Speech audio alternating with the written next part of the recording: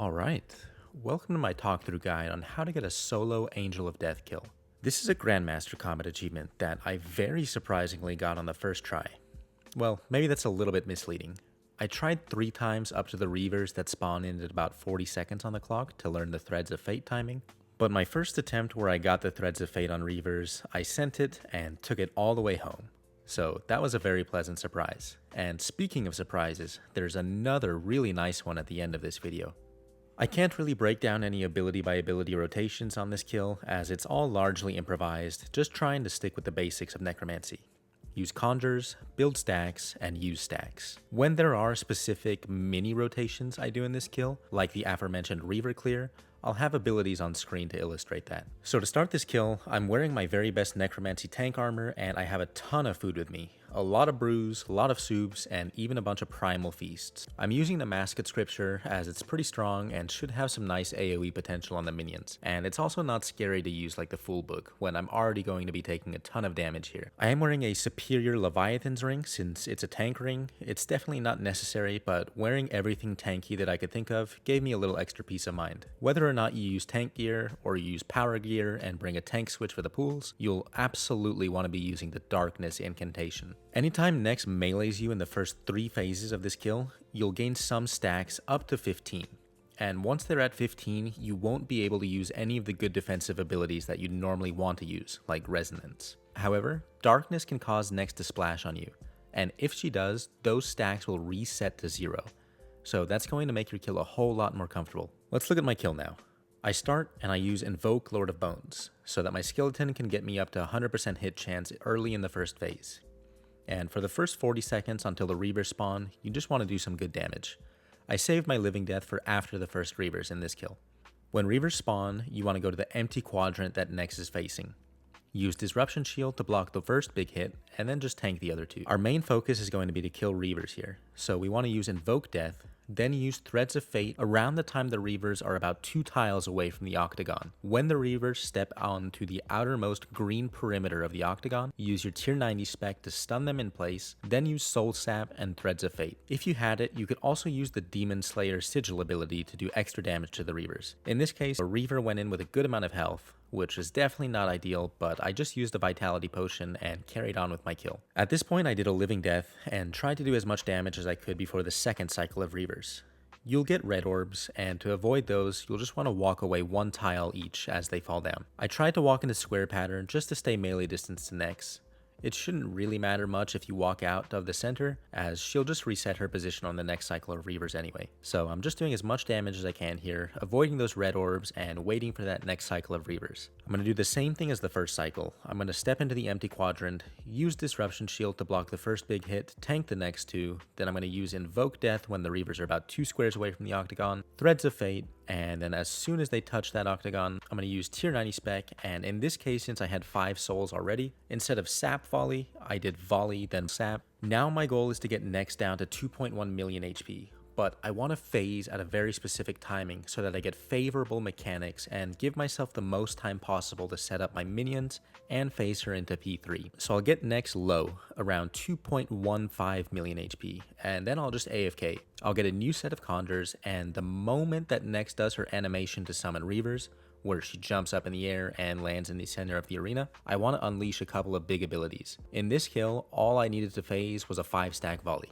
It's really important that you phase at this timing, otherwise you'll have minions out and Reavers coming out all together, which is really hard to deal with. Now my goals in this phase are to clear the amalgamation so that the minions spawn in with half HP, I want to lure the minions to the center, and I want to bring Nex down to 1.8 million HP, so that she stops doing the Reaver mechanic altogether. To clear the amalgamations, I'm going to use Invoke Death, Threads of Fate, Sap, Volley, tier 90 spec. Unfortunately, in this kill it wasn't enough to kill Fumus's amalgamation, but I still made it work.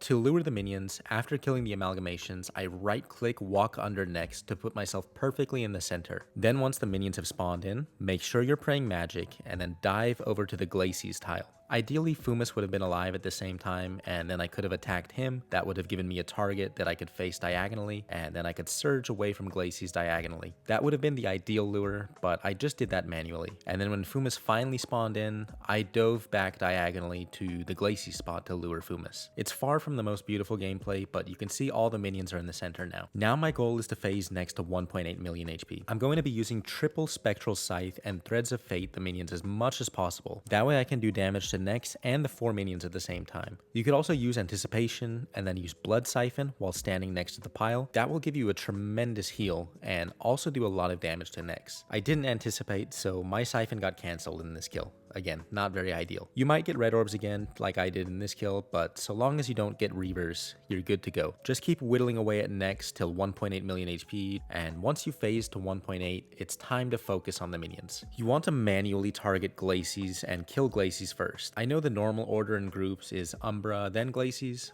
but the Glacies pillar mechanic on P4 can be really deadly and annoying if not dealt with early.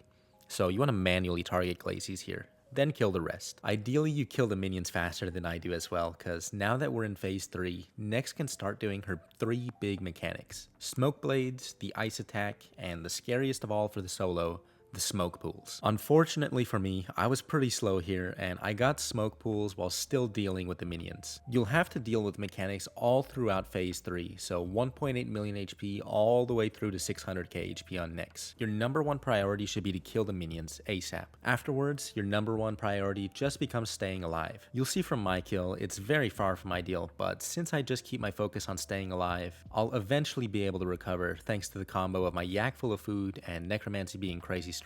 So just keeping my focus on staying alive, and eventually I'll meet that phase HP, so long as I can just survive the mechanics. So let's talk about those mechanics. The deadliest one of all is the smoke pool, and the best 2 ways of dealing with the smoke pool are number 1, to use a vitality potion to put yourself around 30,000 HP, and then pop it.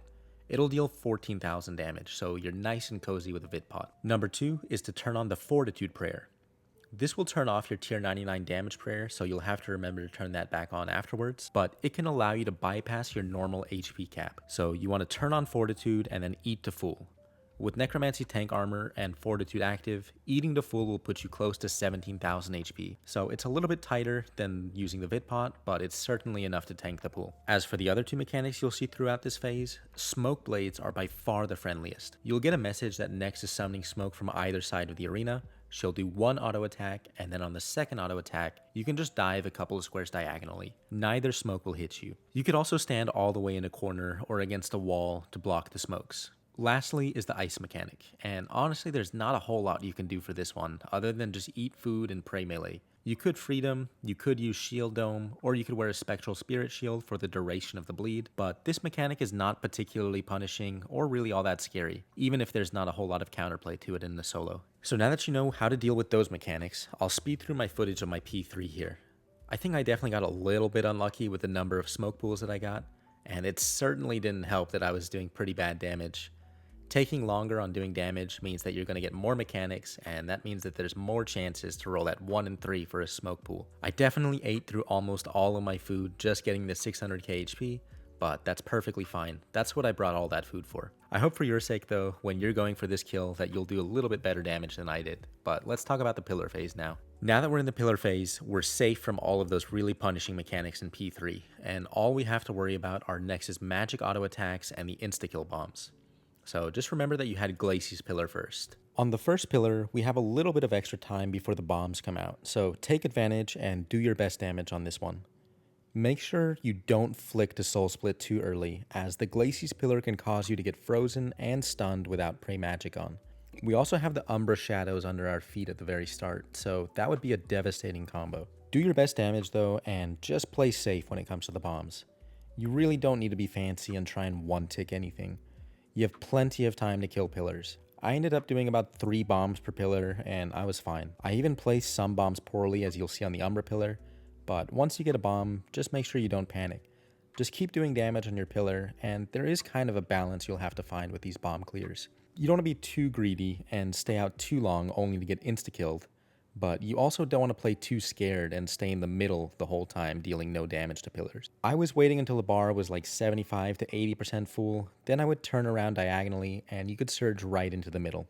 When it comes to placing your bombs, you want to place them close enough to the pillar where you can still do damage while you're depositing the bomb, but also try and leave yourself some room so that on the next cycle, you'll still have a safe place to stand. I ended up failing my bomb placement on the Umbra pillar, but even then, there's a nice backup. You just want to build the barricade, and then you can stand in the bomb safely for that whole duration. So since I bombed too close to the Umbra pillar, I had to use barricade to kill my pillar. So I'm just making my way around the room, clearing all 4 pillars, slowly but surely.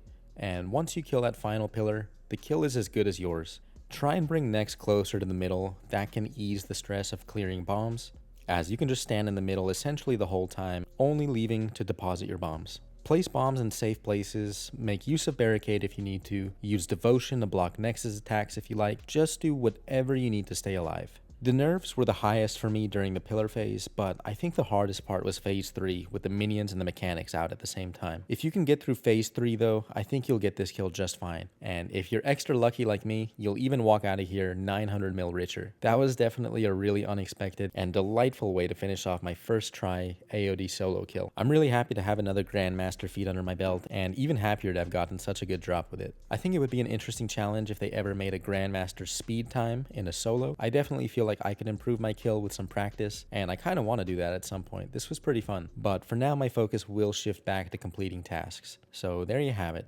There's how I got my solo kill at AOD. Let me know if this video was helpful, share it with a friend if you enjoyed, leave me a comment. Thanks for watching, and see you next time.